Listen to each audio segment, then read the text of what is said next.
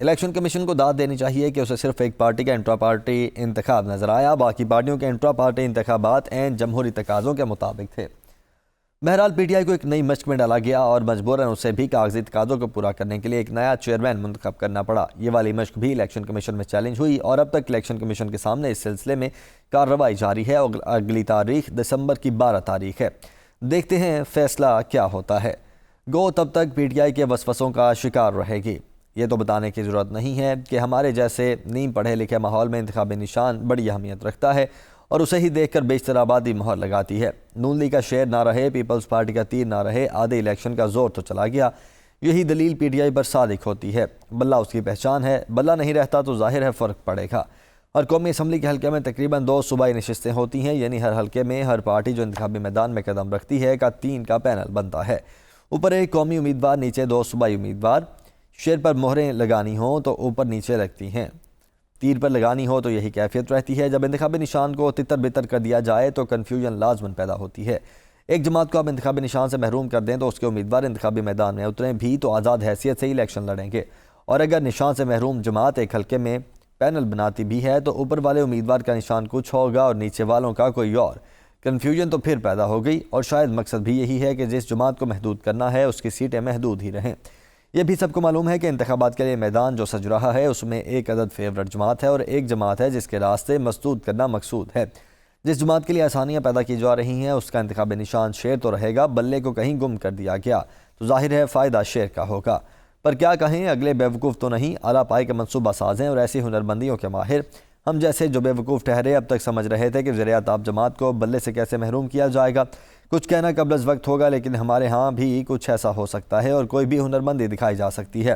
بہرحال بہتر ہوگا کہ 12 تاریخ کا انتظار کیا جائے، پھر دیکھتے ہیں کون سا بگل بچتا ہے اور نئی صورتحال کیا پیدا ہوتی ہے۔ اتنا البتہ یہاں ہے کہ زیر اعتاب پارٹی کے لیے کسی بھی قسم کی آسانیاں پیدا نہ کی جائیں گی، تمام آسانیاں تو اوروں کے لیے مختص ہیں۔ زیر اعتاب جماعت کی بھی داد بنتی ہے کہ تمام مشکلات کے باوجود منظر سے غائب نہیں ہوئی، موجود ہے۔ موسمی پرندے اس کے ادھر ادھر اڑ گئے ہوں گے لیکن اس کا ووٹر اپنی جگہ قائم ہے، اور یہی تو پرابلم ہے، نہیں تو اس جماعت کے لیے اتنی مشکلات پیدا نہ کی جاتی۔ ایسے کھیل اس ملک میں نئے نہیں، پہلے بھی ہوتے رہے ہیں، لیکن ان سے حاصل کیا ہوا؟ جب اتنی تگ و دو کی جائے کہ کسی جماعت کو فیورٹ بنانا ہے اور کسی کو نیچے کرنا ہے تو کوئی یہ تو کہہ سکے کہ ایسی فنکاریوں سے قوم کا یہ فائدہ یا بھلا ہو۔ لیکن حالت ہماری دیکھیں، اچھے بھلے ملک کو تباہی کے دھانے پر لے آئے ہیں۔ نہ بنگالیوں کو برداشت کر سکے، نہ جمہوریت ہمیں راس آئی۔ اب تو ہر تجربے کے ہم ماہر ہو چکے ہیں، تمام نسخے یہاں پر آزمائے گئے۔ ایوب خان کو اس قوم نے بھگتا، پھر یحییٰ خان کو، ضیاء الحق کی پارسائی کے مزے بھی قوم چکھ چکی ہے۔ مشرف کی روشن خیالی بھی جو سیاسی لوگ آئے یا جن کو لایا گیا انہوں نے بھی کوئی کسر نہ چھوڑی۔ دیکھ لیں سیاست میں آ کر کیا کیا مزے انہوں نے لوٹے۔ جاتی عمرہ والے ایک اتفاق فاؤنڈری کے مالک تھے، اب ان کے احساسے گننے بیٹھیں تو گنتی کرنے والا تھک جائے۔ سندھ کے حکمرانوں نے بھی کوئی کمی نہ کی، ٹھیکے پر ایک سنیما چلاتے تھے، اب دولت کا پھیلاؤ اتنا ہو چکا کہ کسی احاطے میں نہیں آتا۔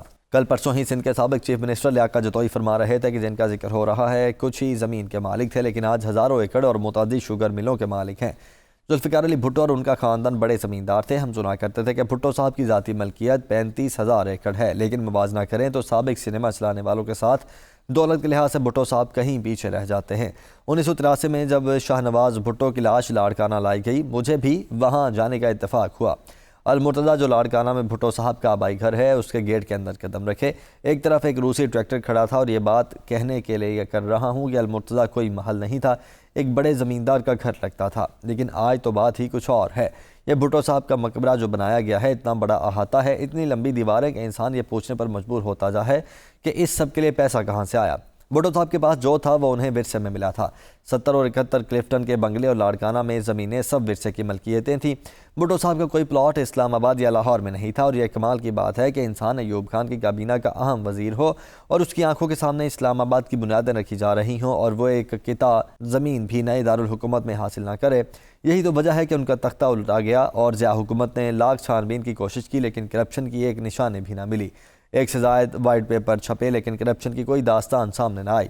لیکن جو کہنے کو سیاسی لیڈر بعد میں آئے، ان کے کرتب دیکھ کر اشش کرنا پڑتا ہے۔ کیا ان کی دوربین نظریں اور کیا مضبوط ہاتھ کہ ہر چیز سمیٹتے ہی گئے، اور پھر بھی جی نہ بھرا اور یہی تمنا رہی کہ جو کچھ ہے کافی نہیں۔ اس سے بہت زیادہ ہمارے پاس ہونا چاہیے۔ لطف کی بات یہ ہے کہ ان کے کرم فرماؤں سے جان نہیں چھوٹ رہی۔ آج کے پاکستان کی بیشتر آبادی پیدا نہیں ہوئی تھی جب یہ دو خاندان جن کی بات ہو رہی ہے اقتدار میں آنا شروع ہوئے۔ جو نہ پیدا ہوئے تھے بالغ ہو گئے ہیں، لیکن ان دو خاندانوں کی حاکمیت ختم ہونے کا نام نہیں لے رہی۔ اور ہمارے ملک کو بھی دیکھیے، 22-24 کروڑ کی آبادی ہو چکی ہے، لیکن کوئی نئے چہرے سامنے نہیں آ رہے۔ جنہوں نے سامنے آنے کی کوشش کی، قوم کی امنگیں، آرزوئیں ان کے گرد گھومنے لگیں، لیکن ان کا وجود بہتوں کو راس نہ آیا۔ اور آج جو کچھ ہو رہا ہے ہمارے سامنے ہے، دیکھ ہی سکتے ہیں اور کیا کر سکتے ہیں۔ تو پھر انتخابی نشانوں پر کیا رویا جائے؟ قسمت ہی ہماری کچھ ایسی لگتی ہے۔ اچھا بھلا ملک تھا، اس کے ساتھ ہم نے کیا کر دیا؟ میری عمر کے لوگوں کو ضیاء الحق سے پہلے کا پاکستان یاد ہے۔ وہی پاکستان رہتا اور نظر بد اس کو نہ لگتی، لیکن شاید ہمارے نصیب ہی ایسے تھے۔ اچھی بھلی صورت مسخ ہوتی گئی اور آج یہ صورتحال ہے کہ بس ایک ہی قدر رہ گئی ہے، مال بنا اور بناتے رہو، ملک بھاڑ میں جائے۔ بہرحال کچھ انتظار کرنا پڑے گا تاکہ آنے والے انتخابات کا پورا نقشہ تو سامنے آئے، پھر جی بھر کر رو لیں گے۔